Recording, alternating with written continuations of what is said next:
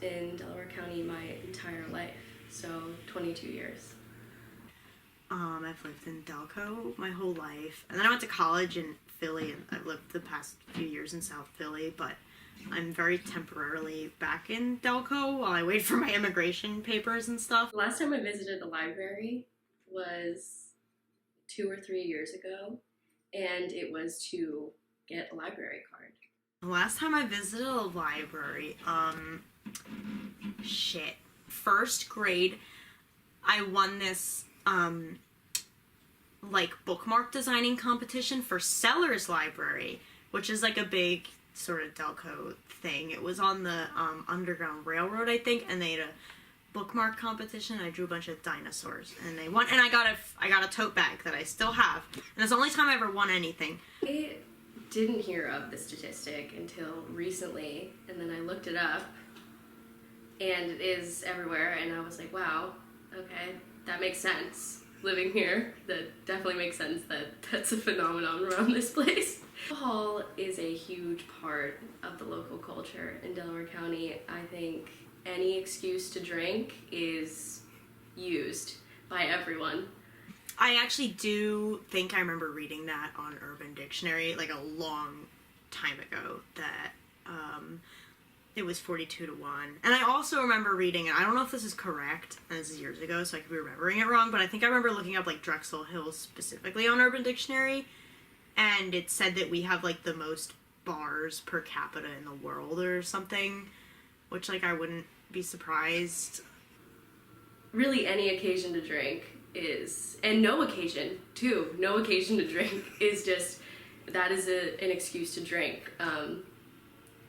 Yeah. Beer distributors are everywhere. Bars are everywhere. When I learned of the statistic, I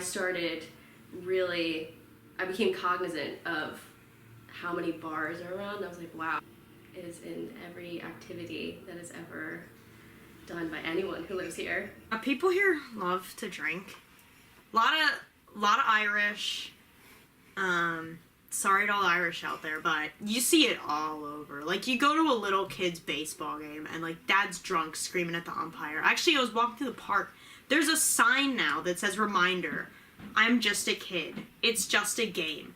The umpire is just a volunteer. No college scholarships will be handed out today. People go to sports games not for the sport. They go to tailgate at 10 in the morning.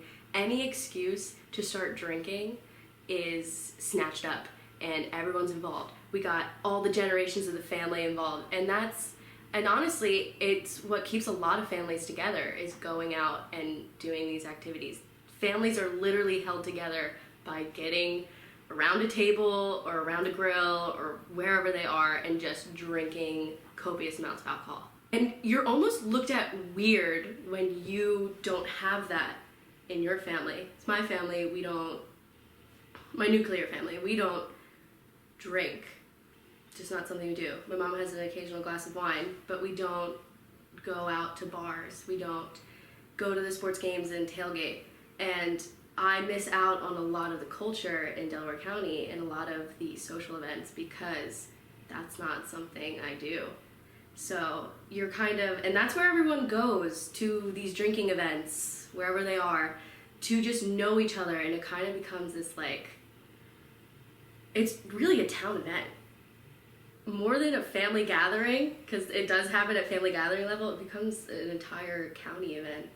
I do think libraries are something we should look towards for the future of our community, and for so many reasons. One, there's nowhere to really get together as a community. You know, we have the kids' sports games, and you have, the NFL. You have things where people can come together, but there's nowhere for anyone to really just sit and not partake in any substances, right? There's churches, there's temples, but that's a little more tightly knit, that's a little more specific. There's nowhere for just the town or the community to come together.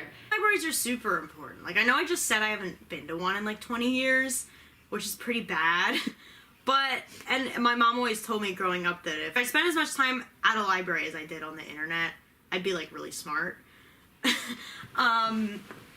Which she's probably right. Like, I work in museums and we do programming and community stuff, but museums can be expensive, and libraries they're free, right? Like, they're accessible, and I think if only they got funding to just do more, like, community outreach, I feel like you could definitely just see, like, a benefit in a community if you just, like, get the kids together and, like, do story time, like, have them do activities, like, little anime club, like, I don't know, like, that'd be cool if I had that growing up. They offer so much more than just checking out a book or a movie, because they still have DVDs. They offer, story times, puppet shows, crafts, and not just for kids, they have activities for seniors. A word that describes Delco, I immediately had words popping into my head just because I've lived here and I have many opinions about it. But I thought I would ask someone who knows Delaware County a little better than I do.